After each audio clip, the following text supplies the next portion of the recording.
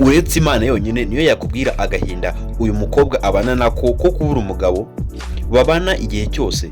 Uyu mukobwa Irakoze Vanessa wakuruye imitima y'abantu batari bake hano mu gihugu no muri East Africa yose muri filime acisha ku macano cyangwa se ku mateleviziyo atandukanye hano muri East Africa no mu Rwanda.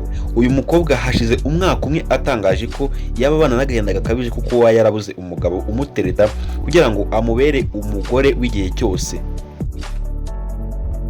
Uyu mukobwa Irakoze Ariane Vanessa avuga ko nubwo ibi byose bibaho akomeza kugenda yihangana, atekereza ko hari ibyo yaba atari yuzuza kugira ngo ateretwe cyangwa se agirwe umugore nk'abandi.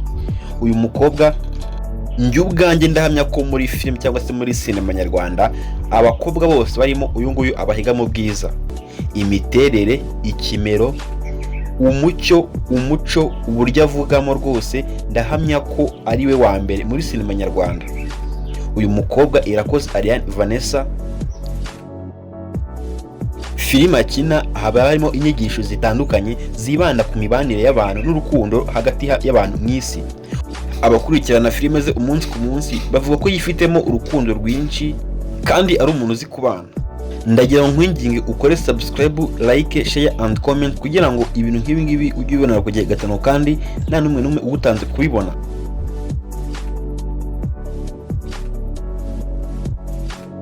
Kuba yarahisemo gutungwa n'amarangamutima y'abantu agahitamo gushimisha abantu bakishima bagaseka bagasabana, benshi babona ko ari cyo kintu cyatuma abona umugabo mwiza Imana yamuteguriye kandi akayibona urugo rwiza akabyara n'abana beza, cyane ko afite igikundiro mu bantu benshi.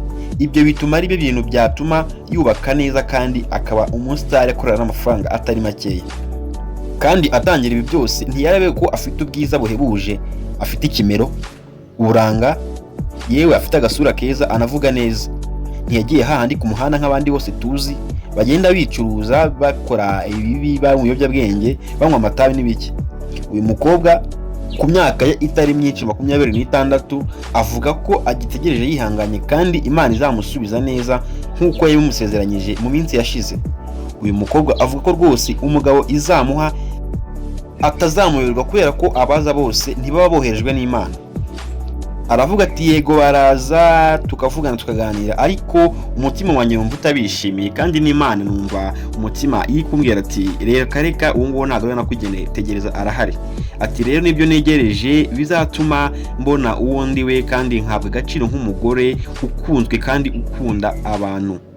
Ndagira nkubwiye ko uyu mukobwa Irakoze Ariane Vanessa ari wakuye igihembo hanze cy'umukinnyi wa filime ukunzwe kandi uzamutse neza kandi ufite impano, agikuye hanze y'u Rwanda.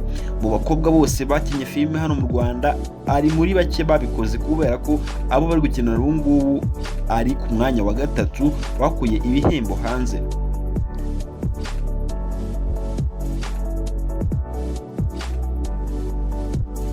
Reka dutegereze tubitege amaso natwe turebe uko bizagenda. Nibaza ko Imana itatuma ataranika rwose ngo itegereje umugabo n'uburanga bumeze burya, ariko nawe ni umuntu azarebaho bishya bishyira amenye icyo gukora.